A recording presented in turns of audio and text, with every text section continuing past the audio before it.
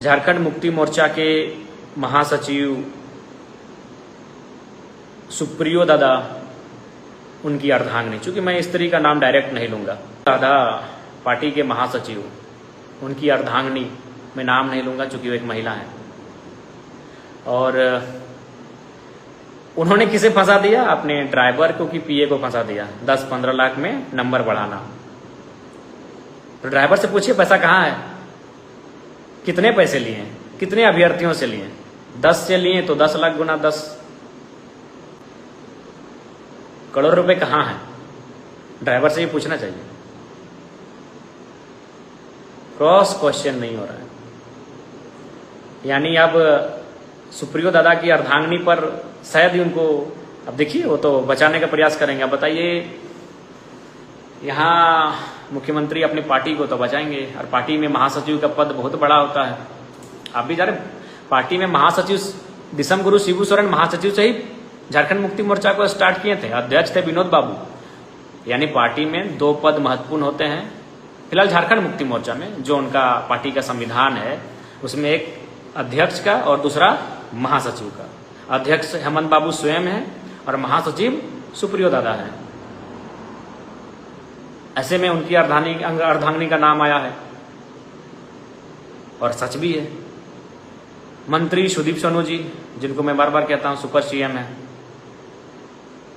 अपनी ओहदा तो रखे हैं भाई। इस सरकार में मुख्यमंत्री के बाद अगर अफसर किन्हीं की सुनते हैं तो सुदीप सोनू जी की सुनते हैं।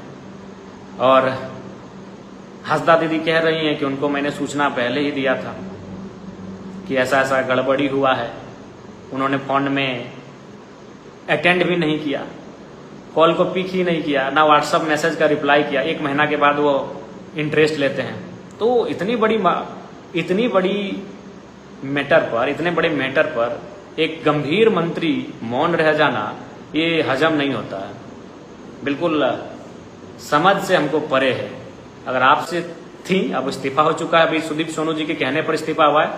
उनकी बेटी या बेटे जेपीएससी के एग्जाम में बैठे थे, जबकि नियम ये कहता है कि अगर आयोग के किसी सदस्य या चेयरमैन के रिलेटिव्स, खासकर उनके ब्लड रिलेटिव्स यानी बेटे या बेटियां अगर परीक्षा में बैठते हैं तो उन्हें जानकारी देनी पड़ती है कि मेरा बेटा जेपीएससी की परीक्षा लिख रहा है, मेरी बेटी जेपीएससी की परीक्षा लिख रही है। लेकिन आयोग के सदस्य उन्होंने ये जानकारी छुपा कर रखी। साथियों, मुझे तो यह भी जानकारी मिल रही है अभी, चूंकि हम भी अपने तरफ से ऑपरेशन करते हैं।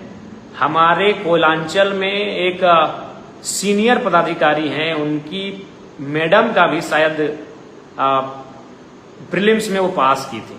मैं इसकी जांच कर रहा हूं, मैं अभी कंफर्म नहीं कर रहा हूं। और राज्य सरकार के सचिव लेवल के व्यक्ति, उसमें मुख्य सचिव भी हो सकते हैं, क्योंकि मैं अभी उस पर सचिव लेवल का व्यक्ति, उसके गांव के कई अभ्यर्थी पास हुए थे।